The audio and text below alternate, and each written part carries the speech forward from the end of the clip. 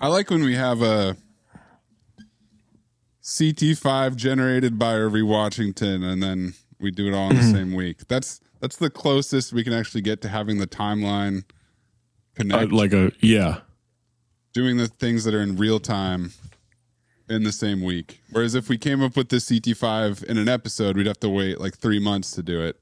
Right. Because we have to, we got to wait until that post. And I got to wait till Roger's dad from Angels in the Outfield is released so that I can make him number one on my worst parents. Was he really that bad? We're not relitigating that. Litigating. I thought he was pretty straightforward with the kid, and the kid had the kid had some hangups about like, I want my dad, which fair, but he was pretty straightforward, and him being the dad for this child would have been a dad-zaster. Would have been a dad-zaster. I'd like to call the court's attention to this piece of discovery that I have submitted. Submitted. Gave up his child. He renounced his child. Yeah. He wasn't he was a terrible parent. To deal with it. Because he didn't want to deal with it. Hey, he's gonna be a bad dad. Why is he gonna let's get him to a good family. Let's get him to and he ended up with Danny Glover. Get the kid a chance. If he even made an attempt. Wait. Did you say? Yeah. Did you say did he? I said give the diddle a chance. I think the Diddy a chance. Same thing. If he even attempted to raise the child on his own. Terrible idea. He would not be number one worst parent. He'd be a top 5 worst parent. He's not number one right now. I don't know. One for me. That's a mistake. Nope. The worst parent. My worst parent is Gil Renard is number 2. That motherfucker cared. No. That's an example. Yeah, that's an example of what happens with someone who should not be a father is allowed to be a father. That's a great example. Barely allowed to be a father, but yes. But that's what happens. Took his kid to a baseball game. Fucked up everything after that, but at least he took him to the baseball game. Imagine if Rogers' dad took him to an Angels game. He took him for the wrong reasons. He didn't take him to the game. Everything he does is to serve his own ego. Yes, he didn't. Yeah, he didn't take him to the game. He let him come with him to the game. There's a big difference in I'm taking you to the game versus you can come with me to the game. I know a lot of dads who live out their unfulfilled fantasies of athletic dreams and impress that upon their children, and it has negative consequences in real life. He's not doing that to his kid. He is doing that. That's what every Little League game is. He's not doing that to his kid. He's fucking living his life. And in order to make that work with his parenthood, he's, all right, kid, you love baseball too, don't you? Mm-hmm. Now, Van Damme in sudden death. Now, that's an example of someone who's like, oh, I know my kids love this shit. I'm going to take them to the game. But also, even though I'm working, clearly beats his kids because they were afraid to leave. Look, man. Even during a collapsing arena. It was a different time. Discipline was done in a different way. Didn't even make the list. Exactly. He's a good dad. Yeah. Well, he's a good dad. I don't know if he's a good dad, but he's a good dad. He's a dad. CT5 best dads? He's a dad. CT5 dads. No best or worst. It's going to be the same list for me. Why would you is number 1. Yeah. Oh, Daddy.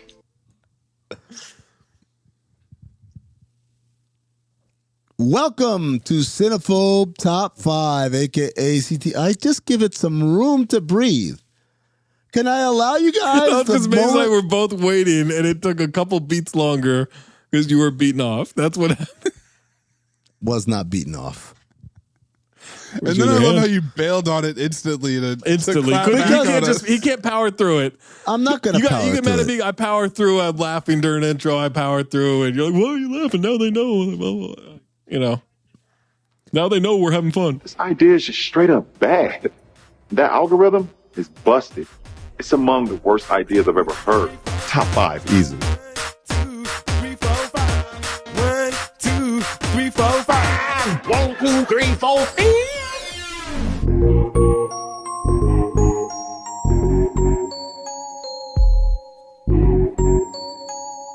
Amin's drunk this evening, y'all, but he's got 5. CT5. Welcome to Cinephobe Top 5, aka CT5. This is the companion podcast to the top 10 in the world TV and film review podcast, Cinephobe. If you haven't listened to Cinephobe, I urge you to pause this right now. Go listen to a regular Cinephobe episode. Listen to the glossary episode. What are you doing?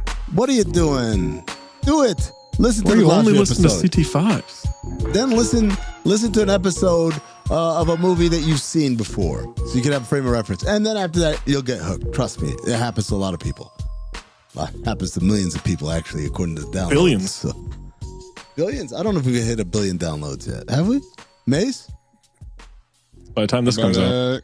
How about a bajillion? I thought you said budget in light of a movie that we just did. No, budget ears. Budget ears.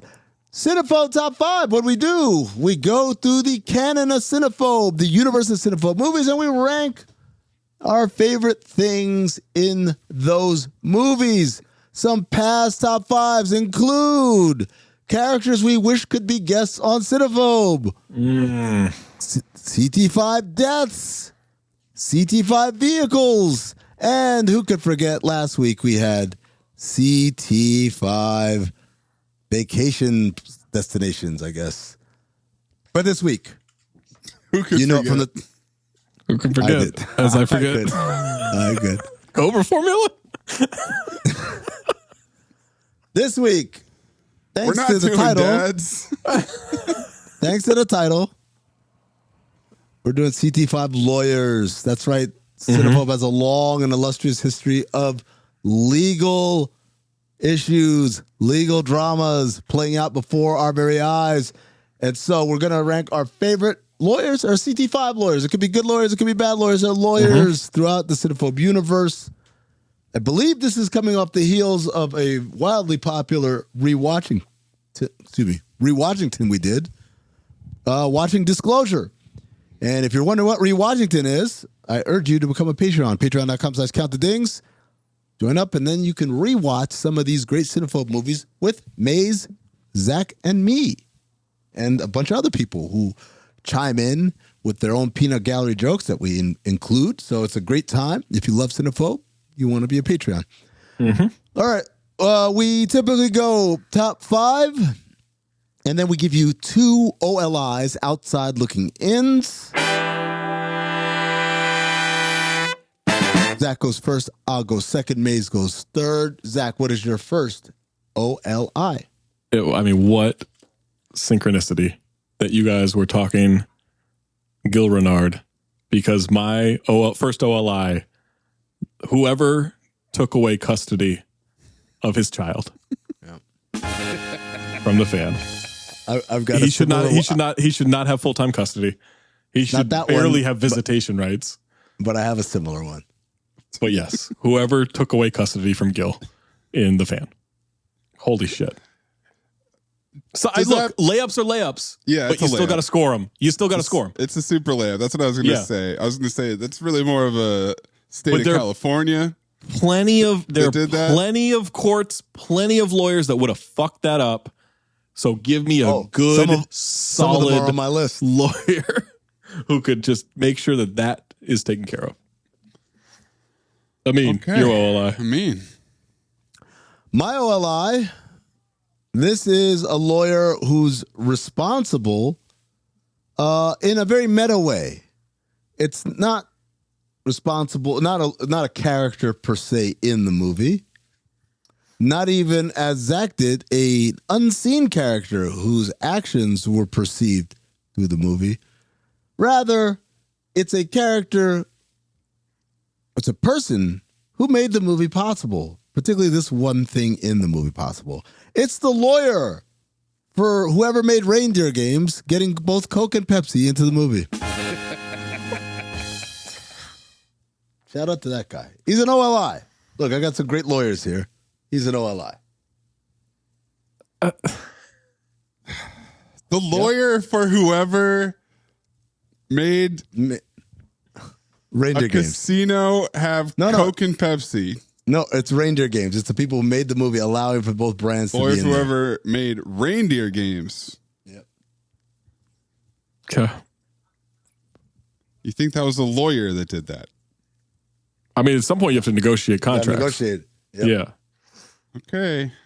Maze. Right. OLI. That's your OLI, huh? Didn't make the top 5. Stunning. Make the top. Okay.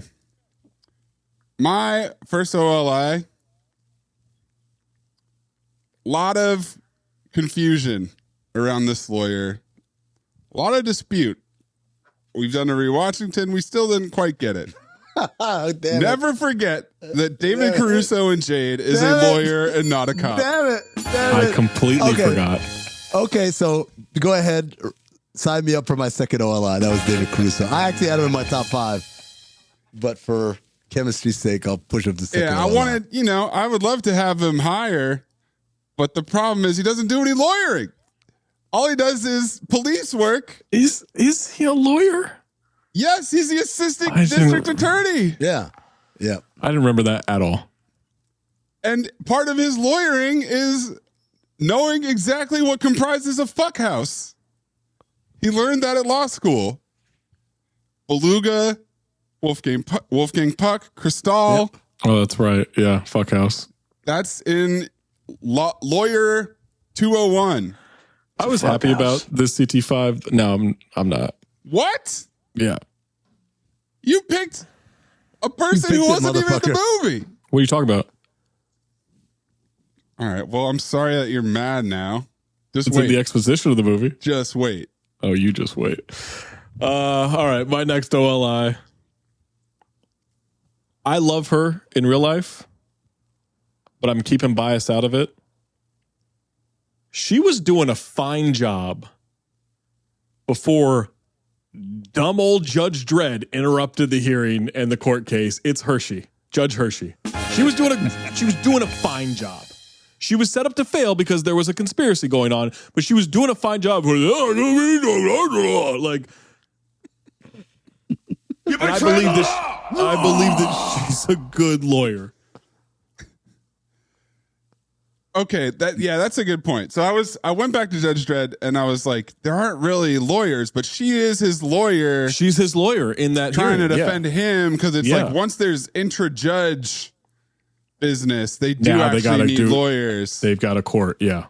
Because otherwise, if you're a common criminal, there is no lawyer. You're toast. Yeah, they're just blowing up your car. You don't get the right to an attorney anymore. No. They wiped that out of the Mega City Charter. 1. Yeah, or Mega City 2. Or Aspen. No Mega Carta. Yeah. In the future. Straight cooked. But yeah, that's a good thing. She was doing just fine. I got something to say. He really incriminated himself on that one. Of course. Maze, your other OLI? Yeah, that's right. Because David Caruso went twice. Okay. Yeah. In terms of vibes, this guy's a 10 out of 10. Who doesn't want a lawyer that doubles as a best friend? But he does have the quote, there should be a law against how bad a lawyer I am, but then again, I wouldn't know about it. It's Rob Corddry as Hater in What Happens in Vegas. Oh, that's a good one. I forgot he was the lawyer. That is a good one. Oh, man, that's good. And the main thing that he does is draw a big middle finger on his legal pad. Oh, God. But it's a great drawing. Great drawing. Yeah. But it's not CT5 analog artists. It's CT5 lawyers. Yeah. All right. My number 5. I apologize. This might be too low for your guys' lists, but this is where he fits into my list.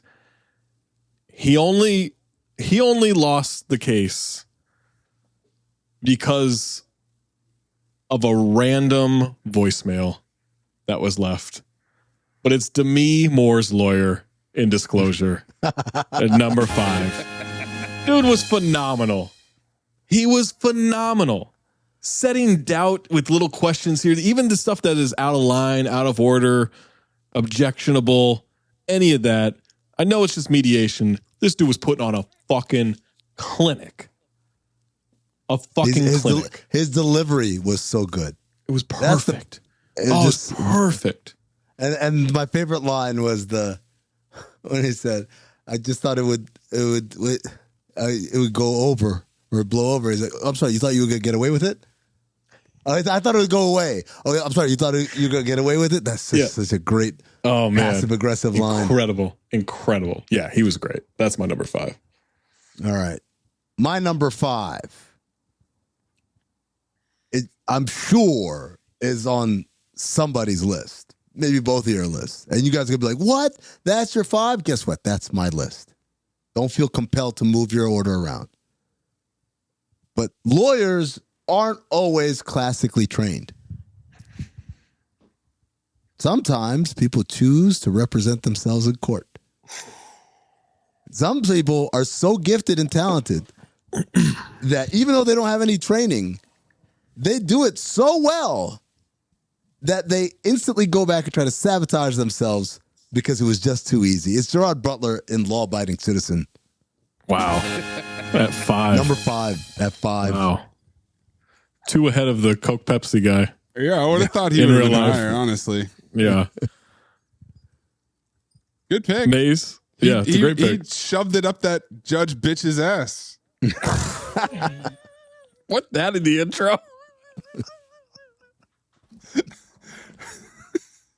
He was so good at the law that she's like, this guy's making some good points. If you had told her to shove it up her ass. If you had a blind quote that just said he shoved it up that judge bitch's ass, and you said who on this podcast said it, obviously number 1, I'm guessing Amin. Number 2, I'm guessing me. Before I guess you like that. Yeah. Number 3, Zach as Gerard Butler. Number 4, Mace. Oh, yeah, I think you shoved it up your ass, bitch. Judge bitch. My number 5 is one of the worst lawyers we've ever seen. Shows up late to lunch to defend his client from the cops horribly. He's going to sue a cop and the entire department for insulting his client. He's going to file the case first thing in the morning, even though it's midday. And how does he do this? He goes right to the captain and tells him that his client is upset. No paperwork, no filing, delivers a message in person. The captain says, fuck you and your client. The lawyer says, see you in court. The captain says, motherfucker, I'll see you in hell. Get a job. It's Tony the lawyer from Samurai Cop. Tony the lawyer. Yeah, I forgot about him, but that's a great pick. See you in court, motherfucker. I'll see you in hell. Get a job. Yeah. And shove it up your ass, bitch. Shove it up your ass. That's a great one. Tony the lawyer. Tony the lawyer. I would not hire a lawyer named Tony. I don't care what the resume is. I love the combo of showed up late and saying, I'll do it tomorrow. Yeah. You have to. What have you been doing all day? All right. My number 4. Man, this dude was working for some powerful people and just in his lane for the longest time. Now, it did end up leading to his death. But Thaddeus, was it Thaddeus? Denzel in Heart Condition. Napoleon. Number 4. Napoleon. Napoleon, yeah.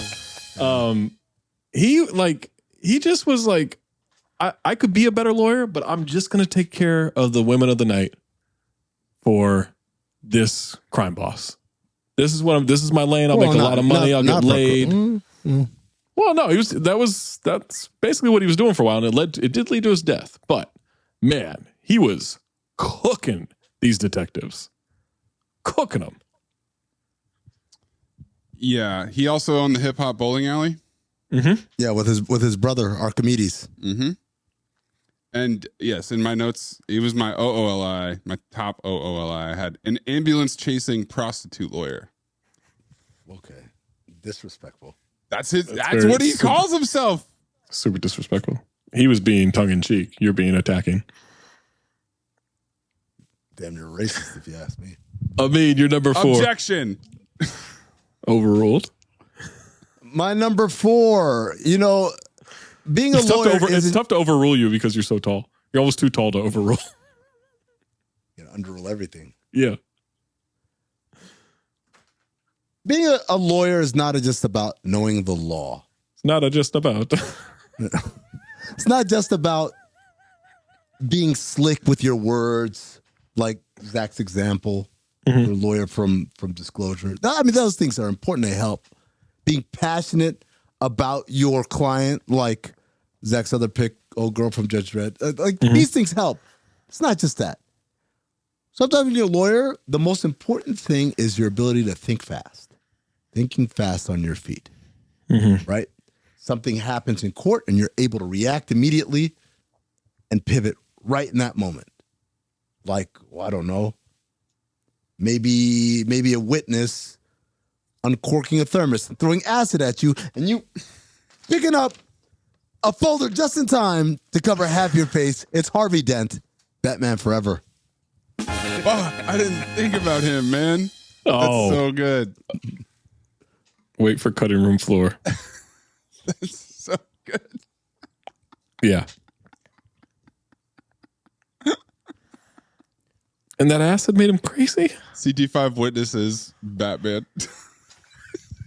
He wasn't a witness. He was in the gallery. Well, he might have been a witness. We don't know. Yeah, he was waiting to be called. No, he was waiting. He was in full suit. Why else is he waiting to be called? Yeah. He's hanging out. Why is your He dad? likes hanging out. He likes hanging out in court, watching the proceedings go by. My number 4, Zach mentioned him. It's Alan Rich's Ben Heller in Disclosure. Yeah. He's the reason that I wanted to do CT5 Lawyers. We talked about it on the episode. He plays the lawyer in multiple movies, too. He played a lawyer in Serpico. He played a judge in Amistad. This dude understands the law.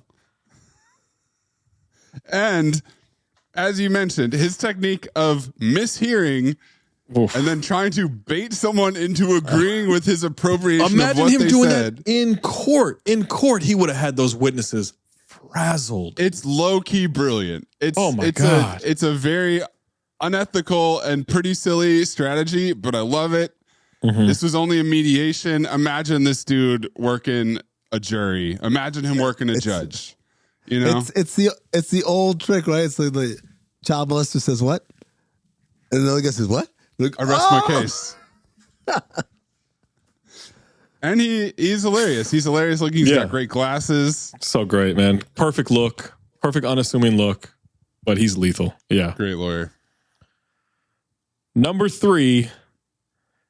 I can't even imagine. This is a team of lawyers, okay? Because I think it is a team.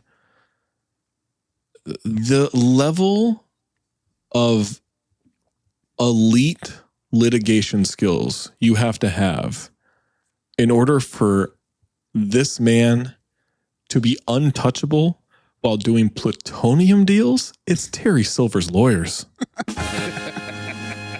You kidding me? This dude was untouched. This dude was untouchable. That's lawyering, man. That's not just him being good at business. He's lawyered up with the best of the best. He's committing murder, and he's not worried about it. Not worried. Not worried at all. Terry Silver's lawyers were. Yeah, that's good. I can't believe they're 3 for me because originally they were going to be much higher. My number. Go ahead. Do we know from Cobra Kai? Like he didn't get charged with anything, right? It's not like he was in jail for 20 years. No, dude. The dude is still rich in Cobra Kai. Still rich because he's got lawyers. He just still stopped funding all types of shit. Dojos in the valley. Nope. He took a Didn't break stop. for a while. No, Took he's a break still from doing it. He came still back doing to it though. Came still back funding because he knows where the money is. Money ears. Money. Yeah, money is. Money ears. No, I gotta represent myself real quick.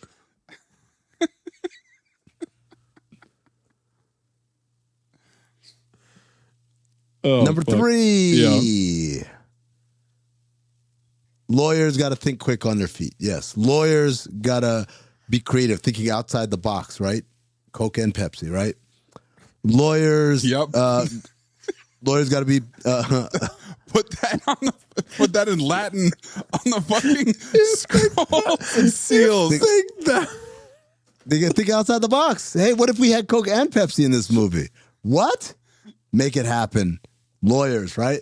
Lawyers got to be knowledgeable about the law, like Gerard Butler. But sometimes the hardest part about being a lawyer isn't your skills, your aptitude, your abilities in court. Sometimes the hardest part about being a lawyer is getting the client. Landing someone who's going to believe in you that you can get the job done. Now, for some lawyers, that's a hard part. The other part is the glass ceiling is hard. It's a woman not allowed to do what you could totally do better than these dudes that you work with. It's Taraji P. Henson in What Men Want. She's a lawyer? She's an agent. Oh, okay. Yeah. God, I blocked that out of my head completely. I looked at it briefly. I didn't think she was a lawyer. She's an agent. But she's an agent. The agents are lawyers, yeah. Yeah. She's negotiating Agents deals. are lawyers? You got to have a legal. Almost everybody. Most of them are, yeah. No, it's not 100%, but most of them are. Yeah. Most of them have legal. Okay. All right. Look, he picked someone that's not even in a movie. Yeah. So I'm this with is, you. You? No, you picked a I picked real everybody life that's in the lawyer movie. who probably had nothing to do with the Coke and Pepsi thing. And you think it was their idea to put Coke and Pepsi in this movie together? He said it was an outside-the-box thinker. Outside the box. You got to make it happen. How do we make this happen, guys? Consulting on scripts. Saying, what if you had a whole plot line where this guy's obsessed with a big soda fountain? My number 3, being a lawyer can be tough. You know, you work at a firm, you've got to deal with the law, but you also have to deal with other lawyers competing. It's a very competitive industry. You've got to deal with people fighting over clients. Who's going to keep so-and-so on retainer? You're trying to become a partner. It's a very competitive field. So in the field of tax law, especially, a big client, securing a client that has a lot of tax money ears issues can be important. It can be so important that once you bag that client, you can even start your own firm. If you get the right client, you can go out on your own. That's true. So there's that. There's doing that. But then also, you study tax law, but that doesn't mean that you don't understand the rest of the law. And that doesn't mean that if, say, I don't know, an escaped convict comes to you and wants to help get exonerated, you can't make that happen. That's why I'm picking Steve Martin and Eugene Levy from Bringing Down the House. Were they lawyers? They're tax lawyers. Mrs. Arness is the big fish client. Oh. And then also, he's chatting with Lawyer Girl, screen name. That's Queen Latifah in jail about her case, helps her get exonerated. You know what's funny? I kept looking at Taxi and thinking, like, did Queen Latifah have a law degree or is there a law angle there? And I couldn't. I was like, I just don't remember. But I'm like, for some reason, I keep thinking Queen Latifah and the law. And then Lawyer Girl. I was looking around. Lawyer Girl. You can say any 2 words in that tone, by the way. But yeah, in terms of big wins for a lawyer in a movie, hard to beat that, man. Zach, you're number 2. Number 2.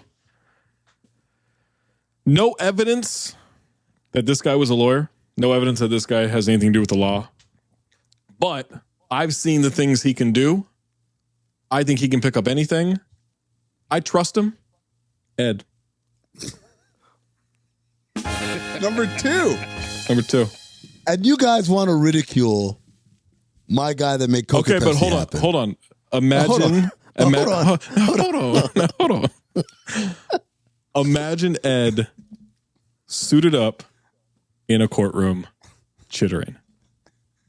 A witness misspeaks a little bit, he starts chittering. He knows he's got his ass. So, Zach, you know those flappy double doors that they have that separate the gallery from the actual? Mm-hmm. Does he peer behind it? Is that how we get introduced to Ed? We see his hands first, and then the doors come in, and then boom, right there. Yeah.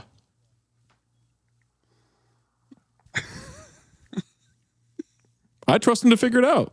I would trust him with any court case I have. But not more than whoever your number one is. Slightly more. Wow. Slightly more for number one. Oh, that's not how that works. Well, speak to Ed in court. You'll find out. Oh, shit. My number two. This, Zach, you started with someone who wasn't quite in the movie. Mm-hmm. I told you I had one that was very similar. You guys all thought it was Reindeer Games. It wasn't Reindeer Games. But this is a real lawyer. We don't see him, but his work is definitely seen in the movie. It's whoever Gordon Bombay's lawyer was that got him off that DUI. All he had to do was get community service time coaching hockey. That dude, what a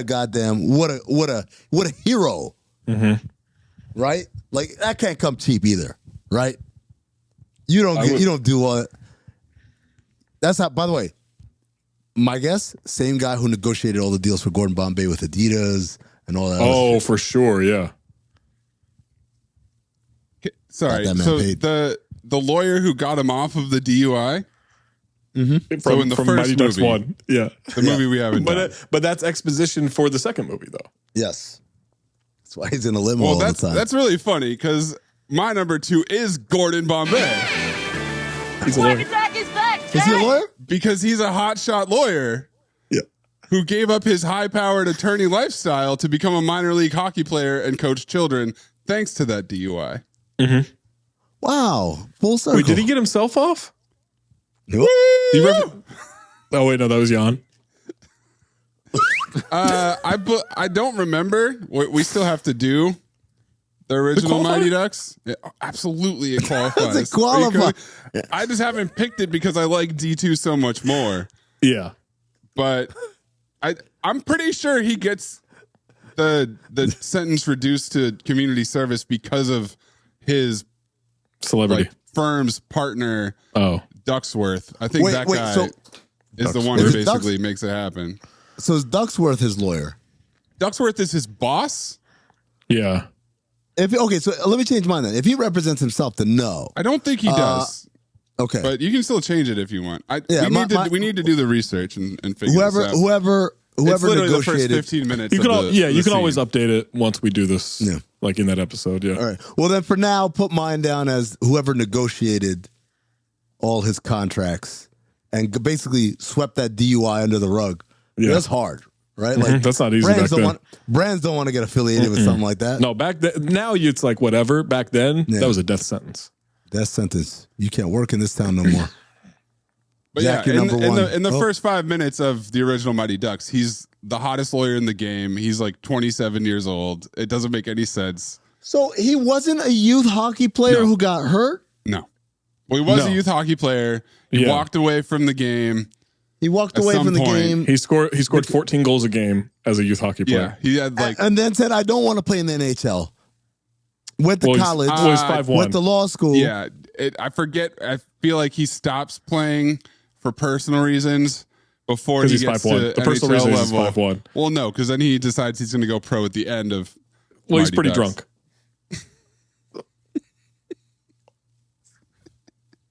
Regardless, he was a great lawyer.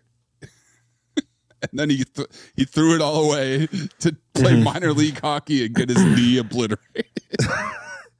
Remember when I said I thought we got to do a rewatch. We got to do a rewatch. We got to do the first one. Fuck. I thought it was a concussion. The first one. And you guys were like, it's 1995. 45 minutes talking about the 100%. 100%. This is going to be a 5-hour recording. Let's just schedule it for 2 days right now. Schedule for 2 days right now.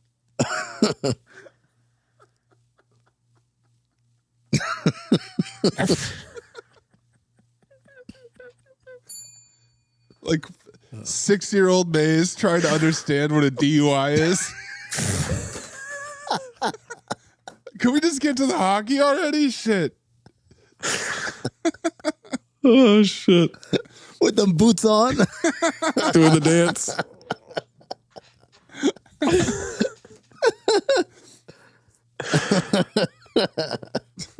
He's already 6'2".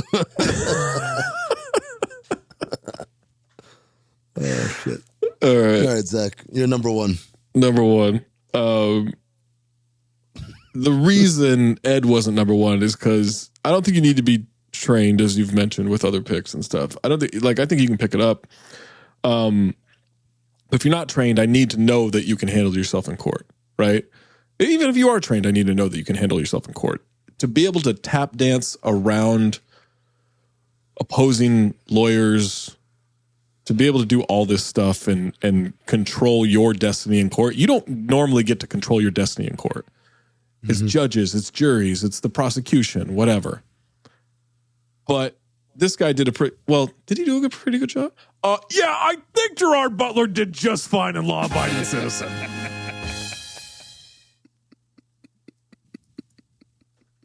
That was my number one instantly when we picked this. You know what I love? Jamie Foxx isn't coming close to anybody's list. He was terrible. He sucks. Yeah, he was awful. He got rate cooked of by a dude who read a law book in prison. He basically got cooked by JCVD. He got cooked by a guy who literally got arrested naked. He's also lucky we didn't have him on the worst parents list. Yeah. Remember the kids? Hey, your daughter watches traumatizing murder. He goes, can she identify anybody? Yeah. Okay. Hey, describe what was on the tape. Just relive it. Relive it right now. Yeah. Incredibly. That was him channeling his lawyering when he should have been a parent, and then he still sucks at lawyering because he couldn't figure this shit out. Yeah. I mean, you're number one. Also, if we had a worst lawyers list, there's also the younger blonde one that got locked inside her car. Leslie like I can't speak to her lawyering ability, but like, fuck, you got locked inside a car. Yeah, you got locked inside your own car. That's tough. My number one. I'm pretty shocked that Zach doesn't have him as your number one. He's my number Mayes two. Probably doesn't have this guy as his number one. But if I recall correctly, for a life of fighting crime and smashing prime vanity and prime Susan Sharon Stone.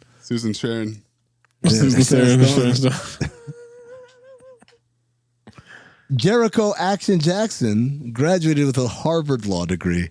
Ladies and gentlemen, that's your number one lawyer right there. Same note too. I mean, run it back. Is there a finer education than Harvard law? I knew he was going to be far lower on my list than he was on yours, so I just left him off. That's why. Although this does mean that Amin didn't have Napoleon Stone on his list, even though Napoleon Stone was in his Dangerous Nights crew because he wanted to have a lawyer around. Yeah, I adjusted. I'll be honest. I had him. Originally he was my number two, and then I switched him for the. And then I switched him to number three when I was doing the list. I was like, oh, let me get Gordon Bombay's lawyer up in there. And then when Zach had him at number 4, I was like, I don't want to do too many of these crossover picks. So I replaced him at that point with who did I replace him with? Taraji P. Henson, who was on the cutting room floor. Mayes, you want to recap the top 5 for each of us? Zach had Alan Rich, the lawyer for Demi Moore from Disclosure at number 5. Denzel Washington and his Napoleon Stone from Heart Condition at number 4. Terry Silver's lawyers from The Karate Kid Part 3 at number 3. Ed at number 2. And Gerard Butler from Law Abiding Citizen number 1. It's a good list. Amin had Gerard Butler at number 5. Harvey Dent in Batman Forever, number 4. Taraji P. Henson. Quick. What Men Want, number 3. Whoever negotiated Gordon Bombay's licensing contracts in D2 The Mighty Ducks at number 2. And Jericho Action Jackson, number 1. I had Tony the lawyer from Samurai Cop, number 5. Alan Rich as Ben Heller in Disclosure, number 4. Steve Martin and Eugene Levy from Bringing Down the House at number 3. Gordon Bombay at number 2. And Jericho Action Jackson, number 1. You can send us your CT5 lists of your top lawyers at Talk Hoops, at Darth Mean, at Corn Puzzle, at Cinephobe Pod, at Count the Dings, or leave in the Discord by being a Patreon member, patreon.com/Count the Dings. And Zach, speaking what of, about the cutting room floor, man? We're just going to stop right now? I'm so glad you asked that. Ass on, by the way. Wait, hold on. Oh, shit, I can't get away.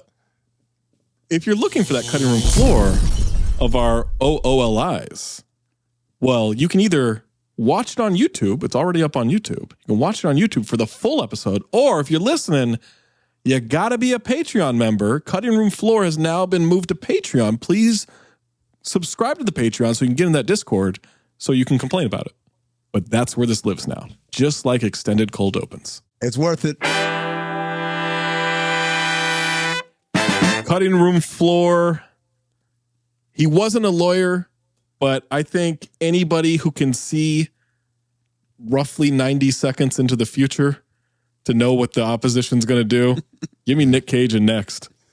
Imagine his montage of saying the wrong thing in court over and over again, like when he's at the diner figuring out how to make his approach. Yeah.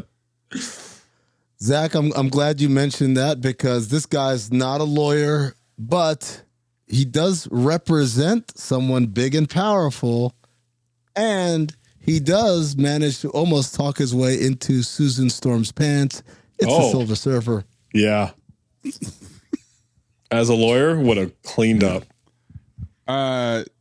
Really thought about adding this guy because I love the performance so much, but he's got to be a terrible lawyer. It's Jason Bateman as Rip Reed in Smokin' Aces. Yeah. Especially when he begs for Ben Affleck to rape Buddy Israel. Also Punch not a him in the lawyer. brown. Also not a lawyer, but this guy could argue. This guy knew history. This guy knew precedent. This guy knew how to get out of tough situations. Gabriel Shear from Swordfish. John Travolta. He would have been a great lawyer. This guy had to represent himself in court. And despite it being very unorthodox, he did a good job of saving his client's life, quite literally. It's Snake Plissken in Escape from L.A. in the little basketball scene. Oh, yeah. That was a trial. That's true. It was a different kind of court. Justice is blind, but Ben Affleck is a lawyer in Daredevil. And don't forget, guys. Never even thought to write him down. You're just naming lawyers at that point. You're not. Yeah. He was a terrible lawyer. No, guys. Dante Jackson was found innocent in the director's cut. I never saw that. You did. We did it in Washington. We did it in I never Washington saw Dante Jackson. I never saw him. Guys, Dante Jackson he had all the evidence against him, and they lawyered their way out of that. Foggy Nelson as well. You mentioned Harvey Dent. Mm-hmm. I'm going with, I want someone who is unflappable, who isn't scared in the face of something like that happening. OOLI, the lawyer that Batman jumps past, sitting at the table. Give me that lawyer. You know what that is, Zach? That's Bloodsport, where the sensei takes the sword and slices off young Frank Deuce's hat, and he doesn't even twitch. He's like, "You're very brave." Yeah, or That's what you're doing, incredibly slow. I like it when my lawyer not only is a great lawyer, but also is a great leader. Maybe even perhaps leader of the free world, and also kills vampires in his spare time. Abraham Lincoln. Oh, that's a good one. Yeah. That's a good call, yeah. As his wife, Judy is quick to remind us, Phil Gilman from Amos and Andrew was one of the lawyers for the Chicago 7. Oh, forgot about that. I was trying to remember. was trying to remember. That's a good Super one. racist though. So Yeah. Cutting room. Well, yeah, Tony the lawyer do top fives. He's just an idiot. One of another character who was not a lawyer, but a lot of people think that some lawyers are this way. So from Ghost Rider, give me the devil. The devil would have been a great lawyer. Well, you know, Zach, they always say lawyer sounds like what kind of word? Sawyer? What's a liar? Liar, lawyer, lawyer, liar, liar, lawyer. Invention of lying, Ricky Gervais. Yeah, thought about it. Would have been great, yeah. Imagine a lawyer in that world. Got to tell the truth all the time. That'd be tough. Mm-hmm. Rex Ryan from That's My Boy. Lawyer. Can't remember a single thing about that movie. Has a hot tip on a fat guy to win a marathon at 8,000 to 1. None of this is bringing. Wait, hold on. Can I ask a question, Mace? How did you remember that? Went to my notes. Searched lawyer. Chat GPT? No. Whoever draws up the fight contracts for the Sultan. Great White Hype. Oh, yeah. Isn't it the... Was it John one Lovitz? Of the dudes, I think it's John Lovitz, right? Or is he not? It's one of the dudes in that room. Yeah, one of the dudes in that room, yeah. There's the white guy that owns the casino. Mm-hmm. Hey, Corbin Burnson, yeah. Yeah, remember me? I own the casino. Yeah, I remember you, man. Yeah, I know not cool. Let's see. You know what? Hallmark of a good lawyer cares about his client. Even when his client is fucking up, he will care about his client. He will look out for him. He'll protect him. He'll stand up for him. He'll steer him right. It's Pretzi from Hercules in New York. No. You have to have a home. Well, that's not the way you talk to a broad, you understand? Stands up for what's right. The pot-smoking lawyer who delivered the valedictorian speech at Harvard completely stoned from carbon copy. Dick Martin. Oh. I don't remember that at all. When he's freaking out, when he learns about Denzel, he goes to his pot-smoking lawyer. Oh, says, yeah. I have a black side. I'm a pot-smoking lawyer. My lawyer smokes pot. And then his wife takes the lawyer when she's trying to divorce him, and he has to go to Paul Winfield as Bob Garvey, also a lawyer in carbon copy. That's a rewatch that we need to do. Yeah, for sure. I know she ended up winning the case, but I would have only put Alvarez from Disclosure on there if she's with Hogg. Yeah. Alvarez and Hogg. Yeah. Yeah. High-powered sexual harassment specialist with big money settlements and a PR darling. I realize that this is going to contradict what I just said about what makes for a great lawyer, but a lawyer that does not allow winning to get in the way of a code of ethics. It's Stallone's lawyer in Over the Top. Yeah. Look, sometimes you got to lose that case. Let me jump you, Maze, because I've got Jason Cutler's lawyers. That's Robert Loggia. I've got his lawyers because he got that man the fuck away from his grandson. That's pretty good. JCVD, nowhere to run, lies about being a lawyer because he read law books in prison. Fuck! Oh man, I should have. Says he learned how to fight in law school, aka prison. Mm-hmm. Yeah. I'll hit you with another recent one. The tax lawyer that a white dreadlocked Portia de Rossi went on a date with in Stigmata, who growled for every bite of steak. What about we didn't see them? I know he got a lot of stuff done with just strong arming, but you don't have Sears coming to a small town unless Brad Wesley's lawyers are legit. That dude's lawyered up. Do you think he has lawyers, or do you think he just bribes the judge? No, like he does a lot of bribing stuff, but to get like a big company into that town, you need lawyers. You need to negotiate. You need lawyers. JCPenney. And by the way, you don't bribe the judge. Penny, yeah.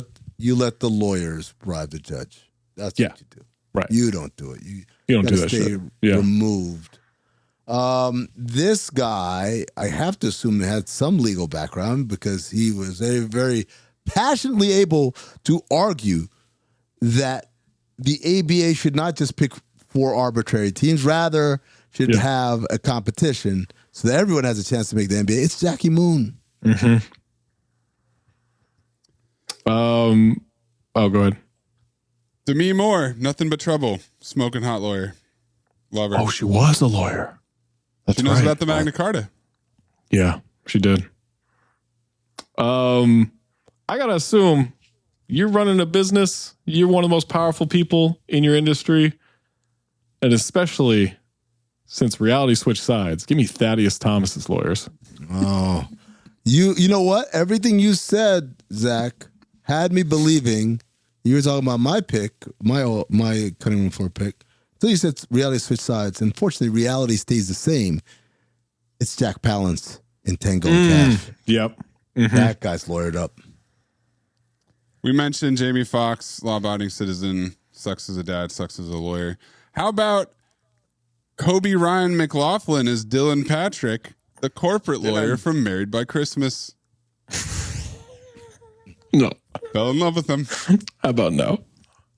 Is that this guy was not a lawyer, but maybe he could have generated his own law degree. He did pretty well in a hearing. Bartleby Gaines accepted. That's true. Yeah. I was thinking about that scene. Yeah, it wasn't a courtroom. It was like it was like the committee for the university or something like that. But he argued the shit out of that because the other side was lawyered up. Sometimes, guys, you do things in your profession that maybe you don't have a big fancy law degree or you haven't passed the bar, but these skills transfer over for sure. Jack Reacher. Not a lawyer, but he gets to the bottom of shit. He gets shit done. Oh, then let me offer up my last pick. This is my last one because in that same vein, you can't tell me that George Washington Duke from Rocky V couldn't lawyer the fuck out of anybody. Come on. I'm a little disappointed in you, Zach, because I thought for sure the name you were going to say, Carson Phillips. P.I. Not unless you can win a case by throwing footballs at people. You know what?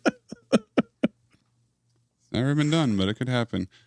This lawyer is also a very eligible bachelor. Magazines are running cover stories about it, and they can't figure out why he's still single. It's Hugh Jackman from movie 43 because he has balls on his neck. That's right. That's right. I was trying to remember who in movie 43 was a lawyer, and I could not remember. Ariana DeBose. You got more. From Craven the Hunter. Calypso Azili. She's a lawyer. Absolutely not. She's a lawyer? He's a hunter, but he wants her to hunt people down using paper trails. She's a lawyer because her parents were lawyers too. And finally, as he tells us during Trash Talk in a sword fight, Peter Pan is a lawyer. Yeah, that was my That's a good call. And all I keep thinking of is the Arrested Development. You're a crook, Captain Hook. When Michael Bluth played Peter Pan the lawyer. Well, there you have it. Zach already did the outro, so now we have to come up with a third outro. A new outro. It's a new outro for the cutting room floor. Why? We just ended it. Works for me. Next time we make love, you introduce me to Jade.